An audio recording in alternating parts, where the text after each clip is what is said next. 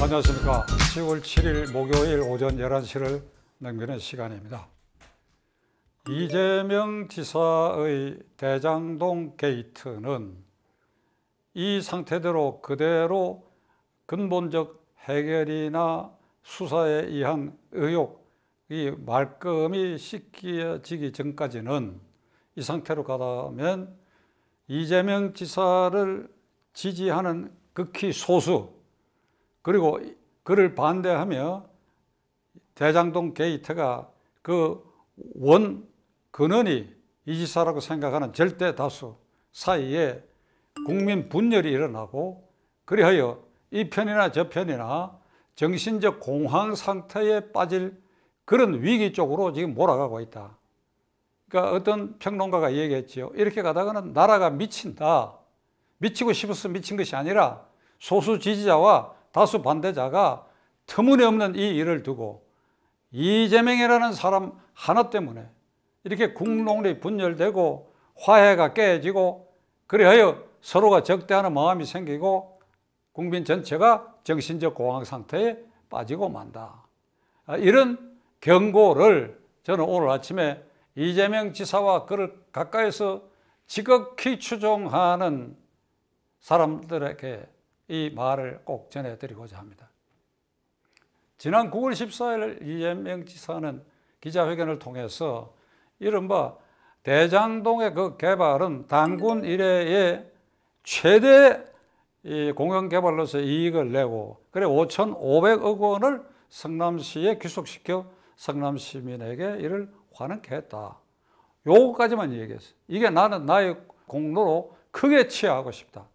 그런데 그 뒤에 일의 진전을 보면 5,500억 원만 성남시가 걷어들이다 간다면 화천대유나 천하동인 그 그룹들이 패먹은 돈이 5,500억보다도 훨씬 많다. 그러니까 시행사 등이 취득한 이익을 합해보면 많게는 1조 2천억 원까지도 추정될 수 있다라고 하는 이 사태에 이르렀습니다. 그래서 유동규라는 사람이 개발공사의 기획본부장으로 누구 눈에도, 제가 자세히 설명 안 하겠습니다. 모든 증거와 자료가 그의 최측근이 있게 분명한데도 측근이 아니라고 우겼을 뿐 아니라 그 순간부터 말 뒤집기, 생떼 쓰기, 반대파에 대해서 덮어 씌우기, 그리고 인격살인까지, 인격살인, 야권을 향해서 특정인을 지목해 가면서 인격살인까지 그는 서슴지 않는 그런 상황에까지 이르렀습니다. 어제는 이재명 캠프의 박성준 민주당 국회의원이죠. 그 사람 제가 살고 있는 지역구 출신인데 어떤 발표를 했는가 하니까 국민의힘당 5적 명단을 발표를 했어요.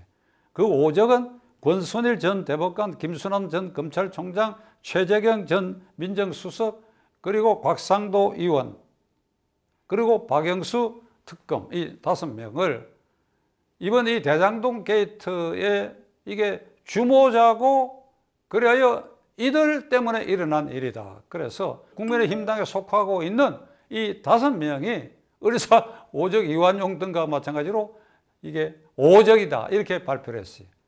그 근거가 뭐냐? 그랬더니 권순일, 그 다음에 김수남, 최재경, 곽상도, 이 사람들은 다 박근혜 대통령 때 대법관으로 임명되고 검찰총장으로 임명되고 민정수석으로 임명됐던 사람이니까 이건 박근혜 사람이다.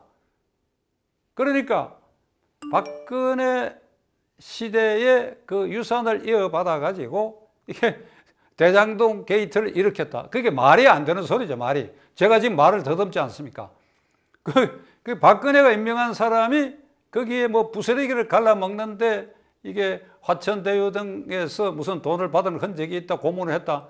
그것 때문에 그 근본인 설계 자체가 성남시장 정결로 이루어진 일인데, 그래야 이게 몇몇 사람들에게 이익이 돌아갔고 이익을 받은 사람들이 그런 사람들에게 무슨 돈질을 했는지 그런 의혹이 생기는데, 거꾸로 이 사람들이 이 사태의 원인자고 주범이다. 이 말이 되는 소리입니까? 자, 그럼 그렇다 칩시다. 그럼 한번 따져봐야 되겠어요. 박영수 특검은 박근혜 정권하고 관계가 없습니다. 박근혜 대통령을 두들겨 잡은 사람이 두들겨 잡았어. 박근혜, 최순실은 경제 공동체라는 이론을 동원해가 구형 35년을 때려가지고 징역 27년 두드려 잡은 사람. 이게 어떻게 박근혜 때 사람이냐 이게야. 그러니까 이런 황당한 박근혜 대통령을 두들겨 잡은 사람을 그러니까 박근혜 때 임명된 사람이다. 그러니까 이 황당한 소리를 저지르고 있고 그중에서 무엇보다도 권순일 전 대법관이 오적에 들어간다고 말하는 것입니다. 권순일 대법관은 박근혜 대통령 때 임명된 사람이죠. 그러나 권순일 대법관은 이재명 지사 측에서 10등금 아주 달콤하게 잘 씹어졌던 그 껌, 그게 권순일이었다고. 왜 그러냐? 그가 오늘날 대선 후보 경쟁에 나갈 수 있도록 공직선거법상 출마가 금지될 위험에 처한 그 사건을 대법원에서 무죄 판결하는데 주동적 역할을 했다. 그래요 이재명 지사가 오늘날 대통령 후보 경선에 나서서 뭐 민주당의 1등으로 나타날 정도로 이렇게 된 것은 그 원천을 만들어준 그 토대를 만들어준 게 권순일이다 이게. 권순일 전 대법관이다.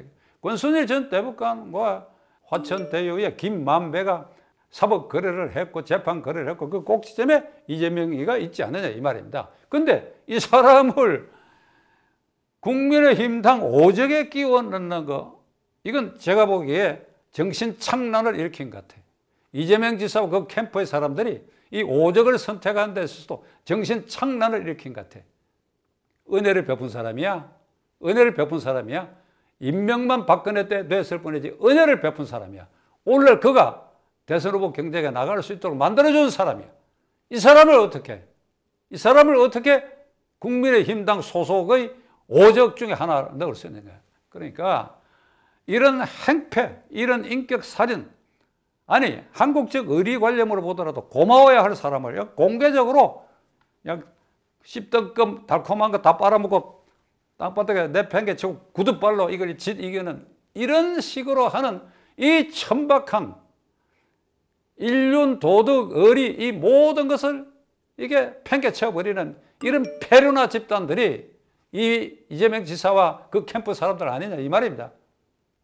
대장동 게이트의 원인자고 오늘 이 사태를 만든 것은 지금 그 5사람 때문에 그렇게 된 것 절대로 아니죠. 대장동 게이트, 이재명 게이트의 원인자와 이를 확대한 것은 이재명 지사와 그의 최측근인 개발공사의 기획본부장을 하고 지금 구속되어 있는 유동규, 그리고 화천대유의 김만배, 그리고 천하동인의 여러 사람들, 이 사람들이 하나의 그룹으로 돼가지고 오늘 이 국민들 앞에 이런 엄청난 일을 이렇게 내에 던져가지고 파란을 일으키고 국민을 불편하게 만들고 있는 것이지, 국민의힘당 오적 때문에 그렇다. 소도 웃을 일이고 하늘이 분노할 일이야. 이재명 지사, 하늘이 분노할 일이야. 그따위로 덮어 씌우기를 하고 생떼를 쓰고, 당신들 바른 정신이야 이게? 이재명 지사의 9월 14일 이후에 그 생떼 쓰기 인격살인은 이를테면 이게 특검으로 가야 된다고 하는 김기현 국민의힘당 원내대표와 당대표 이준석 대표에 대해서 위리 안치하고 봉고 파직하겠다 그랬어. 그러니까 조선 왕조 시절에 아주 극형에 처하는 일을 내가 대통령이 되면 하겠다 이 소리입니다. 이런 인격살인이 어디 있어요? 이런 뻔뻔한 말을 그냥 내뱉는 일이 이게 천하에 이런 사람 왜 또 있을 수 있습니까? 국민의힘당과 비판자를 향해서 뭐 마귀, 돼지, 도적대, 곽상도 의원 아들이 뭐 50억 퇴직금 받았다는 게 나타났을 때는 국민의힘당이 도적대라고. 도적대는 따로 있는데, 도적대는 자신과 유동규 그리고 화천대유 천하동인 그 일당들, 이게 도적대지. 그러면 누구를 향해서 도적대라고 말할 수 있느냐 이 말입니다. 어제 그저께부터는 이재명 지사도 바깥 여론이 나빠졌다 한 걸 아마 깨달은 것 같아요. 그래서 어떤 얘기로 이제 발뺌하듯이 빠져나가려고 말을 바꾸는가 하면, 내가 이런 일이 생기게 된 데는 이게 초과이익을 환수해야 되는 것인데 그렇게 할 수 없었던 것은 제도의 제약과 국민의힘당 방해 때문이라고 하면 또 그렇게 얘기를 했어요. 그 제도의 제약이라고 하는 것은 자기가 완전한 자유재량권이 없었다 이런 뜻인데 천만의 말씀, 이건 성남시장 정결에 속하는 것입니다. 뭐 일반적으로 우리 행정법에서 말하는 자유재량 행위에는 본원적 자유재량 행위가 있고 기속재량이라는 게 있을 수 있습니다. 가령 기속재량이라는 건 이처럼 성남시장의 정결이지만은 사전에 상부기관인 경기도, 그 당시 성남시장 때니까 경기도지사의 품위를 거치거나 또는 행정안전부의 품위를 거치거나 하는 그런 단계가 있다고 한다면 그거는 기속재량에 속하는 일이니까 제도의 제약이다 이런 말을 할 수가 있겠지만 그런 제도의 제약이 없어요. 성남시장 아주 정결권이고 완전 자유재량 행위다. 국민들을 향해 가지고 제도의 제약 때문에 제가 그렇게 될 수밖에 없어. 그러니까 그럴듯하게 들릴 위험이 있는 겁니다. 이게 절대 그게 현혹돼서는 안 됩니다. 완전 자유재량 행위예요. 그 다음에 국민의힘 당의 방해, 이걸 계속 얘기를 하는데 뭐 오적도 끄집어냈다가 국민의힘 당이 어떤 방해 행위를 했다는 거예요. 당신 결제하는데 무슨 이게 손을 비틀었다는 뜻이에요? 뭐를 방해했다는 것이? 이런 터무니없는 얘기로 지금 발뺌하는 단계에 지금 이르고 있습니다. 이런 인격살인, 뒤집기, 덮어씌우기, 폭언, 이런 사람이 민주당 대통령 경선에서 후보로 아마 될 가능성이 높지요. 그리고 또 대통령이 될 수도 있을 것입니다. 국민을 현혹시키는 재주가 워낙 뛰어나니까. 그러나 우리가 냉정하게 이성을 가지고 한번 생각해야 될 것입니다.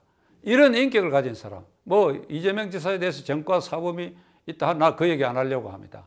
지금 대장동 개발과 관계돼 가지고 9월 14일 기자회견에서 내가 결재해서 이런 취재라고 얘기한 이후에 지금 약 한 달이 채 안 된 이 시간까지 그의 말과 행태를 보면 이런 인격과 그리고 이런 소양을 가진 사람이 대통령이 된다. 상상만 해도 끔찍할 일이야.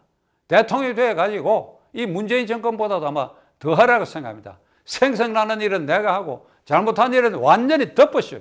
문재인 대통령은 덮어씌우기까지는 안 했죠. 그냥 침묵 지키고 있는 경우가 많았는데 덮어씌우게 국민에게 반대파에게 모든 책임을 돌리는 이런 아주 끔찍한 나라가 될 가능성이 있다. 이게 불 보듯이 명백하다. 이게.